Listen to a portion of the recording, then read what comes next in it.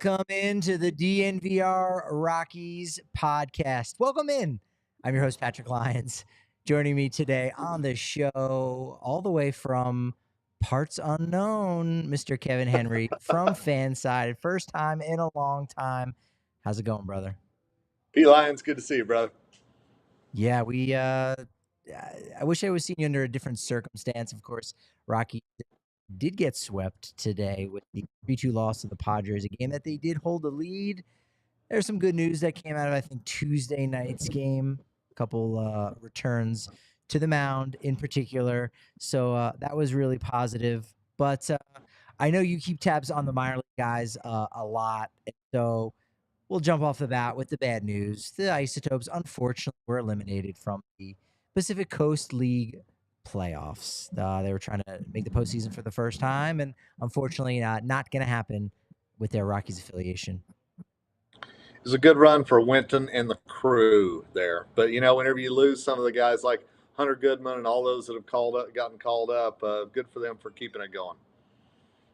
Yeah, Winton went wild, man. As soon as he came over, he seemed to definitely have provided some boost, I think, to the clubhouse and on the field as well.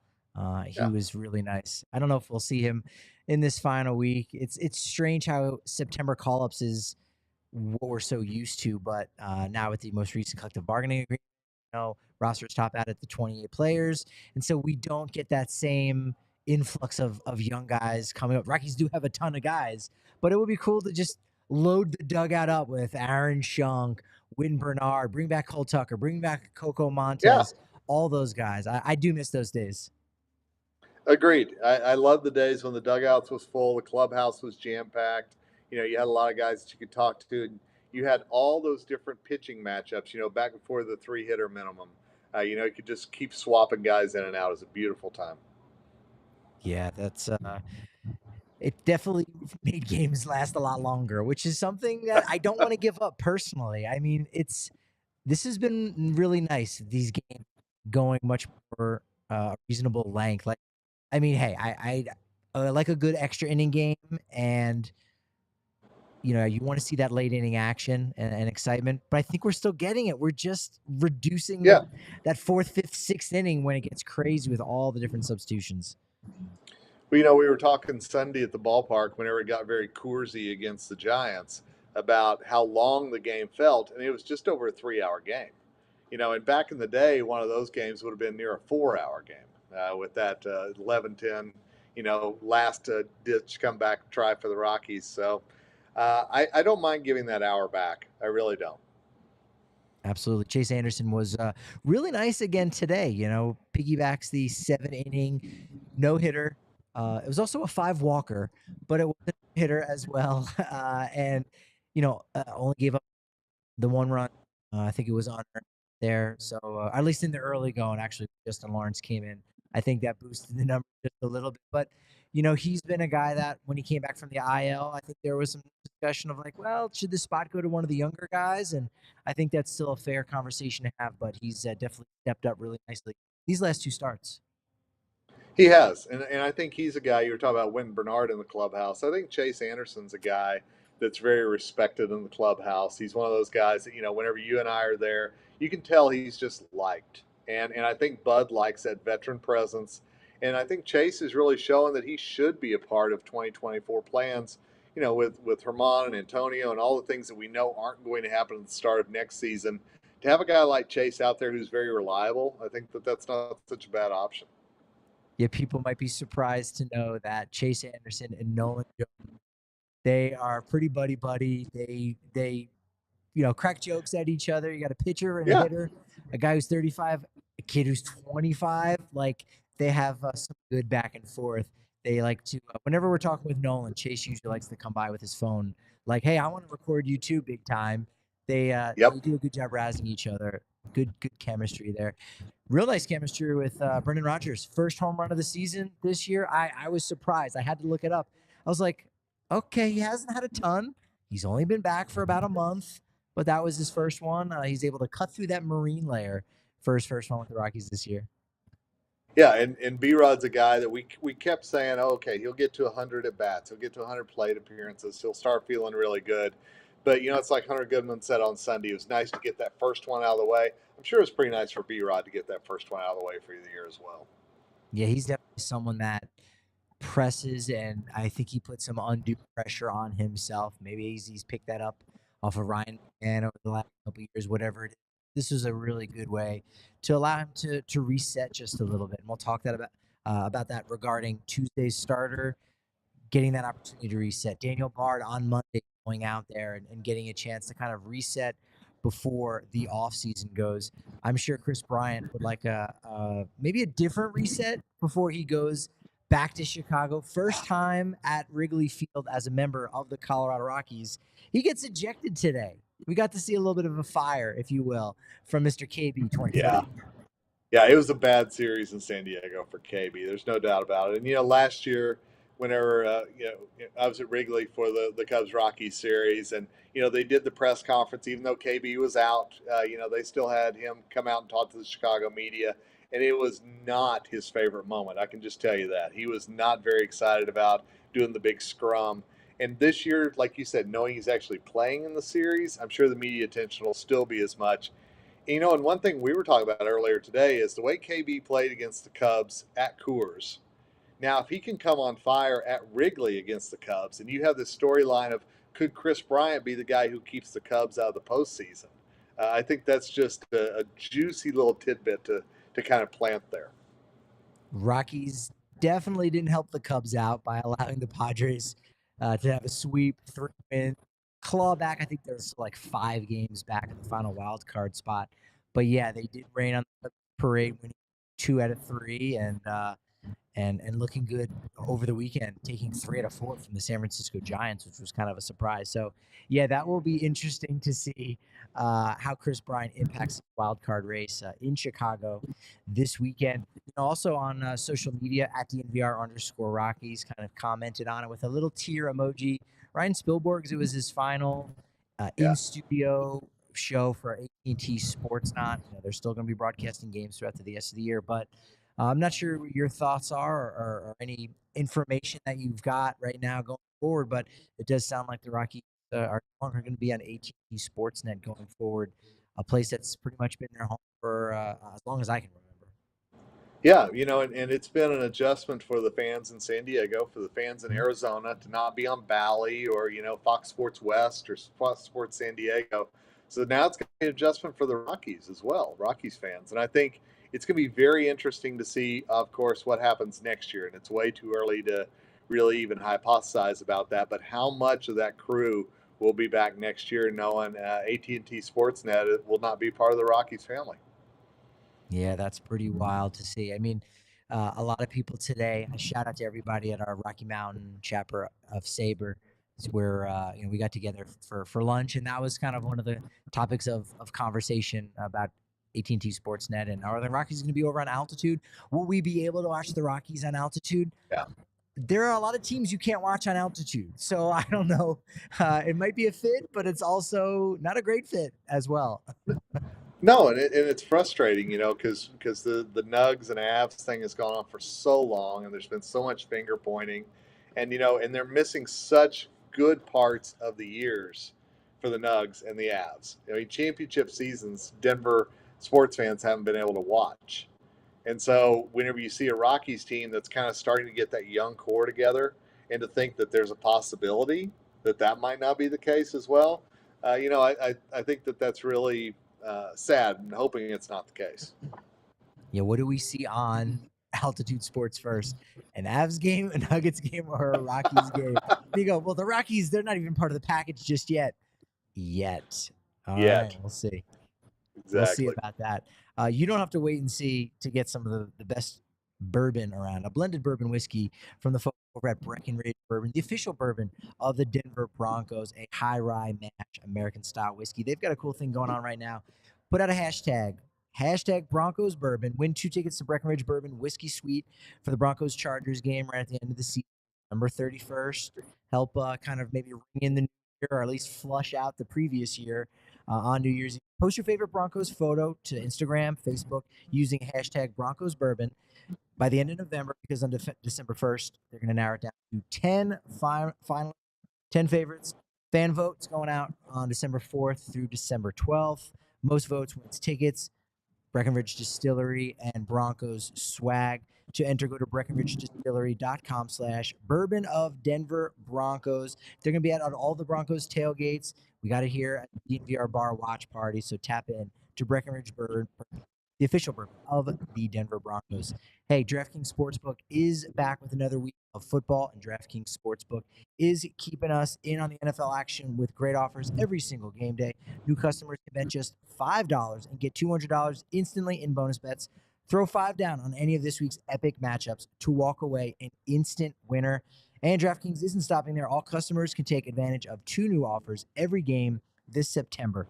Football's more fun when you're in on the action, so download the app now and sign in with code DNVR. New customers can bet just $5 to get $200 instantly in bonus bets only on DraftKings Sportsbook, an official sports betting partner of the NFL with code DNVR. The crown, if you want it, is yours. Gambling problem? Call 1-800-GAMBLER or visit www.1800gambler.net. In New York, call 1-800.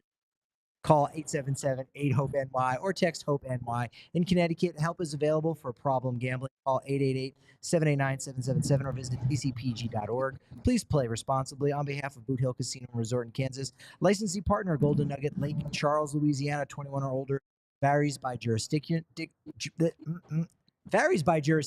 Void in Ontario. I was excited about knowing what ONT was. It's Ontario. csportsbook.draftkings.com/football terms for eligibility, terms and responsible gaming resources. Bonus bets expire 7 days after issuance. Eligibility and deposit restrictions apply. That ad is back, and so is Ryan Feltner. Man, what a great comeback. Chad Bettis came back for 7 shutout innings against Atlanta in August 2017. Now Ryan Feltner can add his name to the list of great comebacks in Rockies history. May 13th gets the line drive off the head, unfortunately, off the bat of Nick Castellanos of the Phillies. Concussion, skull fracture, but 5 scoreless in his first game back with the Rockies. What a comeback. What a debut back from the IL. Absolutely. And I think just the fact that what he had to overcome, that first pitch, how quickly do you start thinking about that comebacker? How much do you have to get past that? And I think the fact that he came back strong, and got through it in Spokane, got through it in Albuquerque, made all the steps that he needed to do to get back. And you and I were there. I think it was pouring down rain one day when Ryan Feltner's in the dugout, and they're talking about all the things that they may put in his hat to help protect him and everything else. And the fact that he came back this season, I mean, big kudos to him for that. Yeah, impressive. We don't know who the starters are against the Cubs, but if he does go on Sunday, which he certainly could, that means he'll get a 3rd start even. So, Buddy had said, 1 or 2 starts, might be closer to 3. So, yeah, that's just such a wonderful story. Looking forward to catching up with him in Chicago. You and I will both be out covering this series at Wrigley. Cubs, Rocky. Hopefully he is still putting those inserts in his hat, not just for his own benefit and his own health, but again, for the advancement of protection in the sport of baseball. It's just wild to think that young 8, 9, 10-year-old kids who have about the same reaction time as big leaguers, right? Because they're only going from a much shorter distance. It's not 60 feet, 6 inches, but it's shorter, and yet the reaction time is very similar. They need to have some protection. So I'm hoping that has continued with putting those little inserts in his hat for protection. Well, and sadly, we remember the cool ball tragedy, and we remember that we know that's why, base coaches now wear the hard helmets, and so sometimes it takes an event to remind us of the blunt nature that this sport can have. And so I'm a big believer in that too. I think that we've got to make sure that any type of comebacker that comes back, how can we protect the pitcher the best? And obviously we're worrying about pitch calm now. We're worrying about everything else that goes on with the pitcher. But to keep that pitcher safe, I think is the most important thing of all. Yeah, too often I think how you look is a factor. And I think to a degree, it's that part of, hey, well, I'm going to feel a little imbalanced if there's something too heavy on my head. I mean, even a couple of ounces could possibly throw you off. But you practice with that, and you're going to be okay. Now, this game on Good. What you got? Well, I'm just going to go old school on you because you remember John Olerud, of course, and him actually wearing the hard helmet out in the field, and so long that people were kind of mocking that, but that was for his protection, And so I think that that's something that you're exactly right. You practice with it, you get used to it, and safety's got to be the most important thing. I'm glad you said that because John Oler, I believe, won a couple Gold Gloves in his career. So Yeah, I mean, certainly he wasn't so bad him from being good. Yeah, he was good. He was definitely good. Rockies not so good on Tuesday night. Gosh, imagine, and I don't know if this has ever happened, and I didn't look it up. I imagine something similar could have happened. But imagine if you got no hit and you get walked off in the same game. That was in play on Tuesday night before Brendan Rodgers finally got the first hit for the Rockies in the ninth inning. Also got him on the board on Wednesday, so he had a nice little 24 hours there. And then you got Xander Bogaerts with the 2-run walk-off home run. Come on, that's never happened, right? You get no hit and then walked off in the same game? Only the 2023 Rockies. That's just all there is to it. So, but I will say, as much as I know we talk Rockies and we talk offensive inefficiency and everything else, Blake Snell, what he has done against the Dodgers in his last start, and obviously the Rockies with 7 innings and no hit ball, if that hasn't secured the NL Cy Young for him, I'm not sure what the voters are really looking at because, man, he has just done such a phenomenal job. And I will tell you, a friend of mine had a discussion the other day about he's got to be also the MVP for the Padres this year. I mean, on both sides. I think that you could argue Blake Snell is the guy who should be the MVP for the Padres and may even get some MVP votes. Just throwing that out there. Yep, could be some down ballot votes for sure. Yeah, he leads the majors right now with a 2.33 ERA. Also leads in opponent batting average, hits per 9, second in strikeouts. He does lead the majors in walks, which I'm not terribly a fan of, but I mean, he's kind of been head and shoulders above the rest of the pack. He would be the first. It's not the first time either. He would be the first to lead the league in walks should he win the Cy Young Award. Since Hall of Famer Early Wynn did so for the 1959 Chicago White Sox. So it's not totally unprecedented. Logan Webb kind of put himself in the conversation with a great start at Coors Field against the Rockies last week.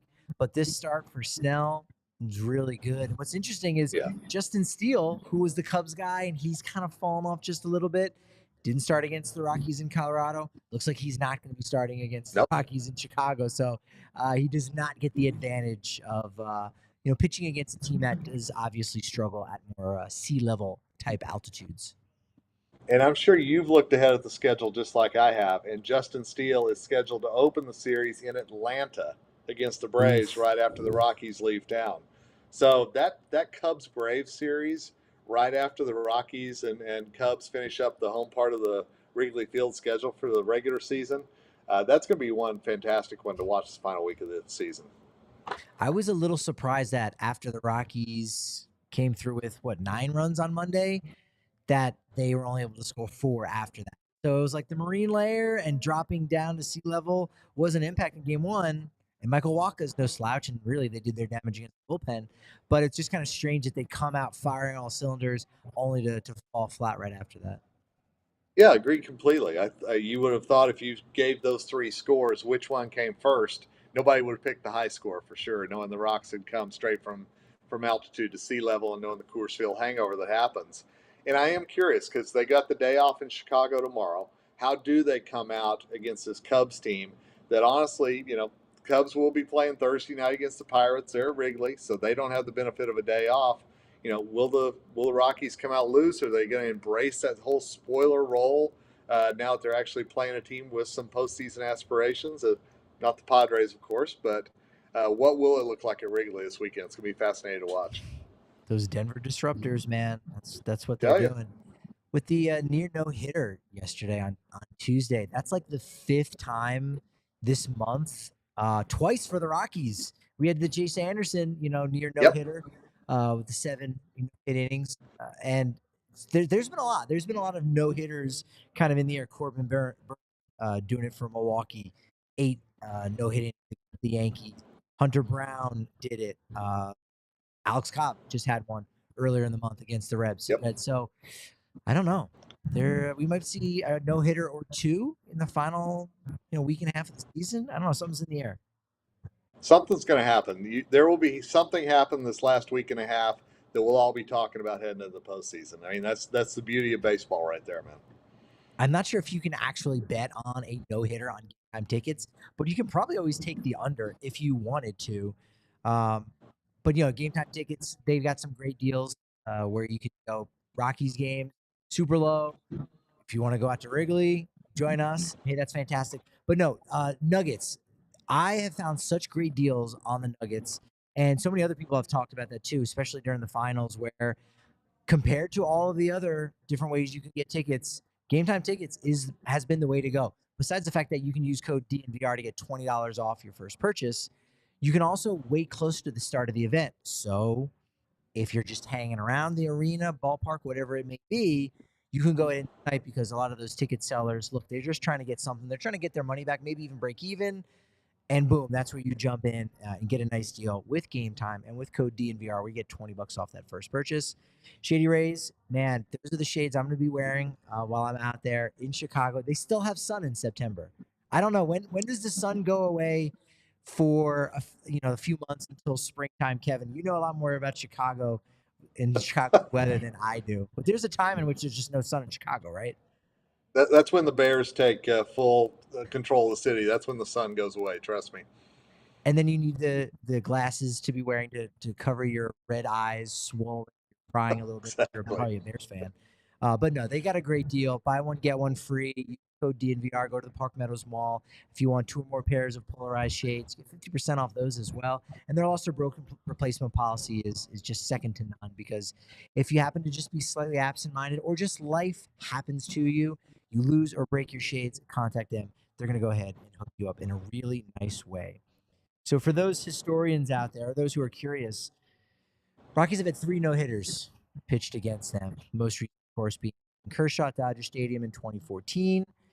You also have Al Leiter and Hideo, both in that 1996 season. Hideo Nomo being the only guy to throw a no-hitter at Coors Field. Kev, did you know that the Rockies have the 3rd longest streak in the National League of not getting no-hit? Isn't that crazy? I It's mean, pretty you wild. think about all the times that we talked about that Coors Field hangover and everything else, and they're the ones that have outlasted so many other teams. That's true. Yeah, Kershaw's was 2014 at Dodger Stadium. 2013, Giants were no-hit by Homer Bailey. And then 2012, Johan Santana, first ever no-hitter for the Mets, shut down the St. Louis Cardinals. So Cardinals and Giants have gone the longest. But you're right. Yeah, the Rockies, of all the teams where you think they are most no-hittable, hey, no, they've got the 3rd longest streak of preventing that from happening. Aren't there a few quirky things? And I know we talk 100 losses and everything else. The Rockies still haven't done that. There's a few of those things that you just look at and you go, "Wait, the Rockies haven't done that yet," and that's definitely one of those where you start looking at those no-hit links. It's true. Justin Lawrence had the little ankle issue last Friday. We got to see him on Tuesday. Pitched an inning. Had a hard time finding the zone just a little bit there. Yeah. Did give up a couple of hits. Today's game inherited a couple of runners that ended up scoring against Chase Anderson there. But he's back. And we got some other good news as far as the Rockies and their minor league affiliates go. Sure, Isotopes are out of it, but back-to-back MVPs for their minor league affiliates, right? Low A and high A. Ryan Ritter, as Susie mentioned yesterday, Fresno, and now today, Spokane. Jordan Beck winning the Northwest League MVP. That's pretty cool, man. It is, and there's something going on with those A franchises. What they have done in Fresno and Spokane since coming into the Rockies family, and the success that there's been in both of those, I think that they've become a real good model for how you take those young guys and really mold them into professional baseball players. And so much was made of the 2013 Asheville Tourist team, who won the South Atlantic League, and they got knocked out, I think, in the finals there. But they were the best team in the South Atlantic League in 2013. And you look at the list of the guys that were on that roster; they all contributed in 2017 and 2018. They were used to winning. They did not want to win, Yeah. and they had that factor where they were playing for each other. And we know the Rockies; they like to be a little more homegrown. I mean, the fact, the 2017, that was all a lot of their guys that grew up together and won a lot of game minors together. So, if the Rockies get back into contention here, maybe 2025, 2026, I think you're right. We're going to be pointing to those teams in Spokane and Fresno, maybe next year in Hartford, let's say, Yeah. and understand, hey, this is where that success really started to be bred. And you talk to a Gabriel Hughes, you talk to a Chase Dollander, you talk to some of these guys. It's even in the ACL as well. I mean, these guys are really starting to learn from the very start the importance of winning. And I know some people may roll their eyes whenever you talk about that with the Rockies, but I think that there's really something bubbling under the surface at these lower levels that, like you said, hopefully we'll see at Hartford, and then it keeps moving up to AAA and eventually gets to Denver.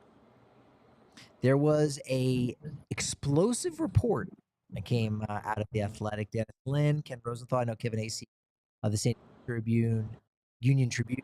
I know you keep tabs on the Padres just a little bit, just about what's going on, not necessarily in the clubhouse for the Padres, but just the entire organization from top down, AJ Preller all the way down. Not sure if you got a chance to read any of that and see some of the institutional failures as described by one player.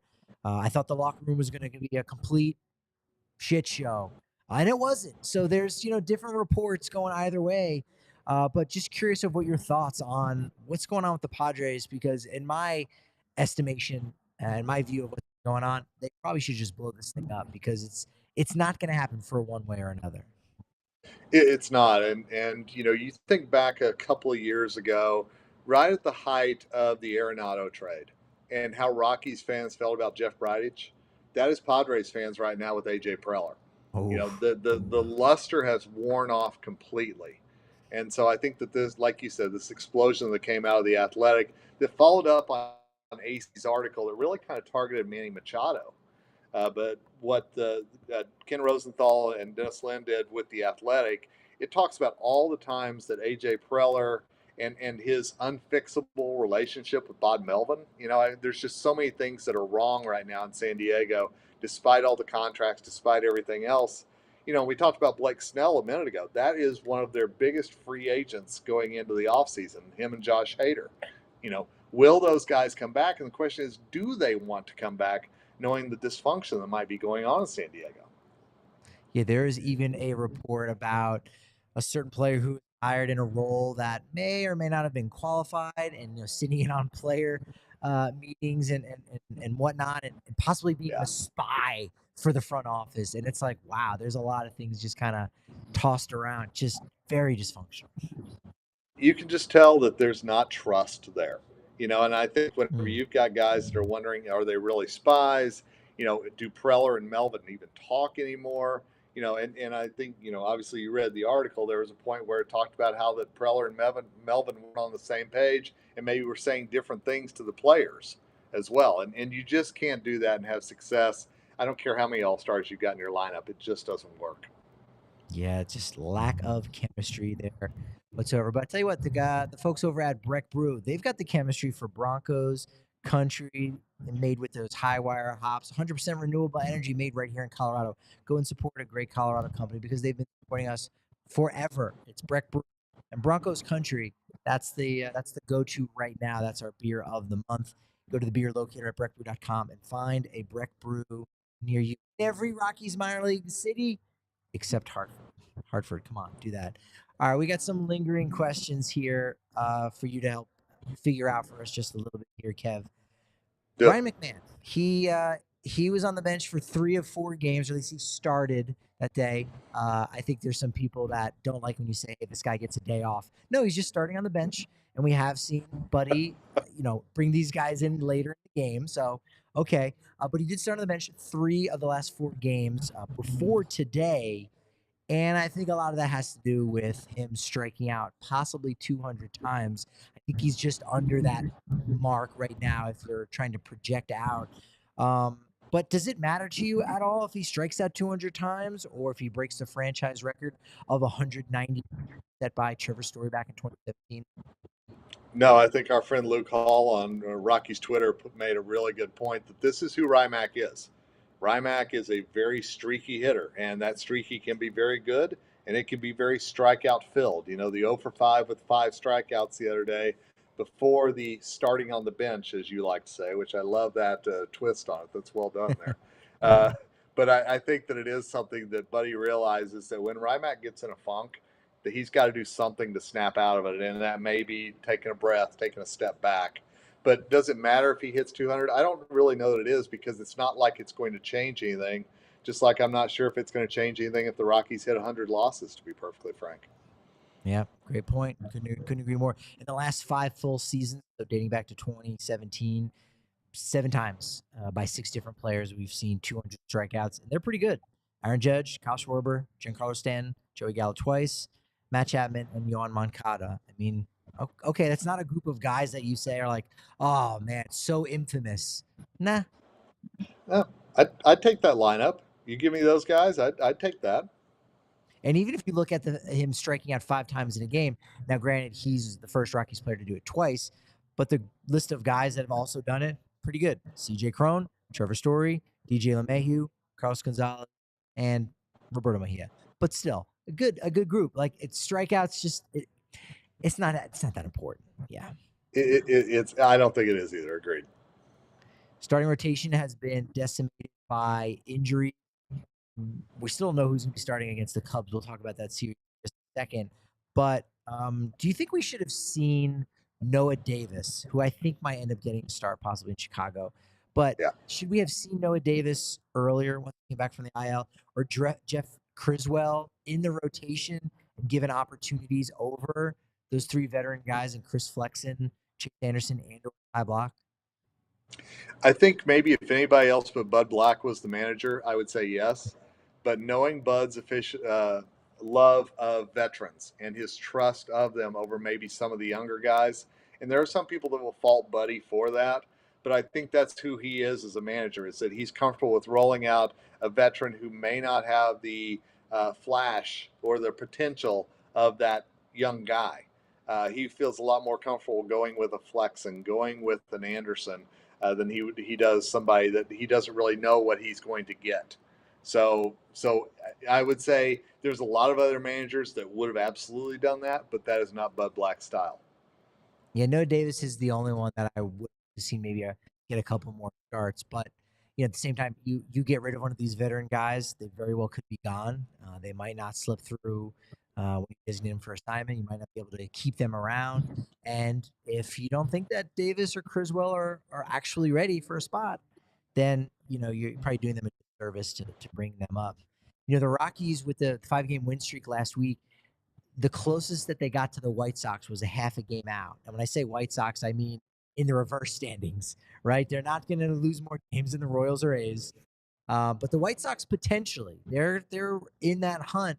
And what's at stake is 16.5% for the likelihood of the first overall pick in the 2024 MLB draft. So there's a draft lottery now. And I've been thinking, should they get any criticism if somehow the White Sox, pass them up and now they lose a certain amount of percentage points and reduce the likelihood of getting the first overall pick? For me personally, I've tried that on, and I don't really think so, because they traded the veterans. They're letting the young guys play. If they happen to win 5 games in a row, I mean, it's not necessarily a bad thing, and they've just got swept by the Padres, so they've kind of undone that anyway. It would be a bummer, I think, to lose out on that opportunity, or a greater opportunity to get the first overall pick. But at the same time, the Rockies have put this team out on the field, and this is the team that it should be. And if it shakes out that they're, the 4th worst team instead of the 3rd, it kind of is what it is. I don't know. What are your thoughts on that? One thing that we've heard from Bill Schmidt, we've heard from Bud Black, we've heard from a lot of people in the Rockies front office, is the fact that they want to field a competitive baseball team, and they want to make sure whatever they're doing is good for the game. So they're not going to tank. They're not going to make sure that they get a chance at that first overall pick. But I will tell you, just personally, I'm going to be a little disappointed if they don't have one of those best shots to get the number 1 pick, because we talked about all the things that the Rockies haven't done through the years, and having that number 1 overall pick is one of them. So I think it would be great to have, let's get the 100-loss season out of the way, and let's also get the first overall pick out of the way as well. I think why not? Let's do both of this offseason. 2 for 1. That's a pretty good deal. It's a twofer. Absolutely. So it's like Shady Race. Buy one, get one. There you go. Jim Bowden had a cool article, Jim Bowden of MLB Network, where he ranked all 30 team rookies. Man, there's a lot of really good rookies out there. Rockies were 10th. I was surprised. As I was going through the list, I'm like, we're going to see Rockies pretty high. But then when you look at the list of the other teams, I think it was fair. It made sense. Atlanta, 30th. They just have gotten nothing from rookies, but they've gotten everything from their veterans. So it doesn't necessarily mean anything. I just thought it was, an interesting article from Bowden. But you've got 3 really talented Rockies rookies. Do you think, Kevin, the Rockies could possibly get Rookie of the Year award votes for 3 different rookies? Ooh. If they look at Brenton Doyle's defense and don't look at his offensive statistics, possibly. I do think Tovar and Jones will get a Rookie of the Year votes. I absolutely believe that. I think they'll both get some third. Maybe Jones will get a number 2 in there. It's very possible. And I know a lot of folks don't think that he's worthy of that high of a vote. But I think if you really look at what he has done this year, he's going very much under the radar whenever there's so much out there about Spencer Steer. Obviously, Corbin Carroll is the shining star. I will say 2 of the 3 get rookie votes. What about you? Probably 2 of the 3. You never know. It's hard with the Rookie of the Year because there's only 3 votes. So if you're throwing someone a bone in your last pick, that could have some implications a little bit, at least on who finishes second and third. So I think we'll probably end up seeing 2. Good chance of that. Shohei Ohtani, not a good chance. He's coming to Colorado. And maybe we'll change our tune on that in the future if we need to fill a podcast this offseason. But I'm just kind of curious. He's got some flaws, right? Major and minor. We know. Are any of those flaws concerning? Do you think they'll be concerning to any team? Got the elbow issue, got some kind of surgery. It's a mystery. Probably more of an internal break. In my opinion, out his locker over the weekend. Still going to apparently be around the team. He also kind of dictated his pitching schedule and whatnot. I don't know. Is any of this concerning? Should it be concerning to any teams? I think in the right culture, it won't be. I think that he very much has run the Angels, even with Mike Trout in there. I still think that Shohei has kind of almost eclipsed Mike Trout's son, which is really weird to say, but I think he has. But I think if he goes to a culture like, let's say, I don't know, a Los Angeles Dodgers, or, I know, but he goes somewhere like that there's already established superstars on there, then I think that it's something that he'll be much more of a team player, just my gut feeling only. But I do think at some point Shohei is going to be a hitter only. I think that at some point he's not going to be pitching anymore and he's going to be able to focus on the hitting. And we'll see what that does next year, because that, we'll likely have a year of just hitter Shohei next year. And what will that do? Hit hey. Hitani. Why not? Freddie Freeman. We'll talk about Ronald Acuna joining the 40-40 or 40-60 club in a sec, but Freddie Freeman, stolen base last night, joins the 20-20 club, 20 homers, 20 stolen bases. Only the 16th time a first baseman has ever done it. Jeff Bagwell's done it most times, 3 times. Only the 11th first baseman to ever do it. Kevin, who is the last first baseman in MLB history to steal 20 bases and hit 20 homers? Oh boy, that he was a Rocky. Oh, there's a Rocky twist? It's not it was a Rocky. Cat, is it? Come on. Ian Desmond. Let's not forget the 2020 season at first base for Ian Desmond. 20 homers, 20 stolen bases. Man, for number 20. Baseball. Number 20. That is baseball. That's right. Hey, that's baseball. Ronald Acuna, 1 homer away from joining the 40-40 club and starting the 40-60 club, and then maybe also starting the 40-70 club. Yeah. He is, him and Mookie Betts, it seems like it's going to be really hard figuring out who the MVP is, and if maybe voters are going to look at things differently. Granted, what I'm about to say, it goes from AL voters to NL voters. Like, the whole Aaron Judge hitting, 62 home runs last year, was that big of a deal? It was just the American League record. And you look and go, yeah, but Shohei Ohtani. Always but Shohei Ohtani. Look at what he's doing. And are we going to maybe overinflate what Acuna's doing with stolen bases? Stolen bases are up 41% across baseball, as it were. Right. It's really hard to quantify. It is. One thing that I've looked at in the Acuna versus Betts debate, because it's going to be a big one, is the fact that Acuna has been very steady throughout the year. Mookie has had some ups and downs, but Acuna has been very steady in what he's brought to the Braves. And in my humble opinion, that gives him just a little bit more of an edge, more than even the 70 stolen bases.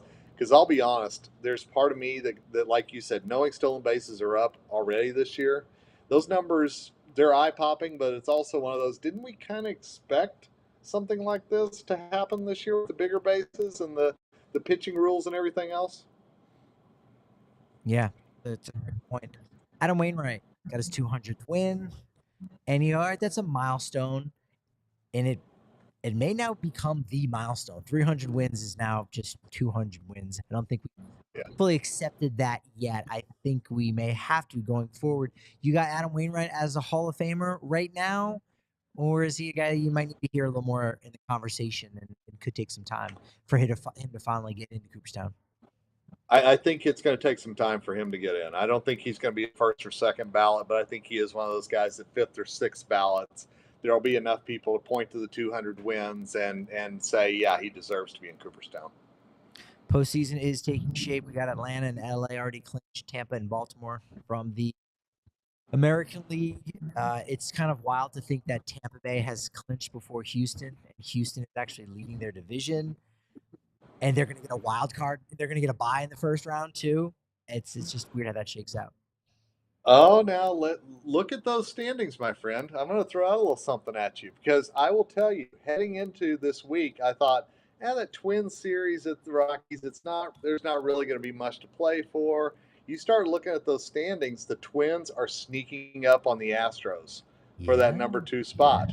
And I'm going to tell you, with Houston still having a tough road ahead, will the Twins have something to play for when they come to Coors? And if things keep going the way it is, that's a very real possibility. Loving your fresh angles as always. I'm curious, which NL wildcard contender is going to be the most dangerous in the postseason? I'll tell you that I thought initially Philly. Yep. Partially with their rotation, but Aaron Nola is not great. Zach Wheeler, he's still kind of in the Cy Young conversation, for top 3, top 5. But I kind of think the combination of Zach Gallen and Merrill Kelly might be the better 1-2 punch of the wildcard teams. And I will tell you, give me the Cubs in that, and especially if they get the 6 and they've got to play Milwaukee in that 3-6 matchup. I'm going to tell you, there could be some chaos that happens right there in that little rivalry. Yeah, that would bring some juice. That's for sure. In the American League, I like Seattle's pitching, like head and shoulders. Luis Castillo, Logan Gilbert, George Kirby, Bryce Miller. Like that one's a pretty easy one. All right, absolutely. So we've got 3 day games. Weird against Chicago. No night game. 12 old school, baby. 12-10. It is old school. I mean, if Harry Carey doesn't pop out with a bud at some point during this series, I'm going to be very disappointed, because I'm telling you, we don't need no stinking lights at Wrigley this weekend. No siree. No starters set for the Rockies. Chris Flexen, Ty Block, and Ryan Feltner. They kind of line up, but I sort of think that maybe Noah Davis might get a start. He threw 2 innings on Sunday out of the pen, just kind of get him acclimated just a bit. Jamison Tyon, Jordan Wicks, Javier Assad going for the Cubs on Friday, Saturday, and Sunday. Do you think the Rockies play disruptor, or are they going to kind of fall by the wayside similar to the Padres series? I think it really depends on their starting pitching. I think if Ty Block can kind of do what he's done lately, Flexen is a little bit of a wild card there. And then, like you said, I do think Noah Davis is going to get a start in there. I really do. So I'm going to go bold prediction and say Cubs take 2 out of 3 in their final home series of the season, knowing what's on the line. But I do think the Rocks at least take 1 in Chicago. Yeah, they must have put a lot of undue pressure on themselves in Colorado. They lost 2 of 3, and kind of as you point out, this is their final home series. So, hey, maybe they've learned their lesson and not planning on a sweep. You can't plan for a sweep. So, 2 out of 3 probably seems right, but you never know. That's why they play the Hey, games. I think that's what they exactly. say, right? They also say a lot Exactly of other right. things. But go ahead and plug away. Let folks know where they can check out all of your wonderful work at.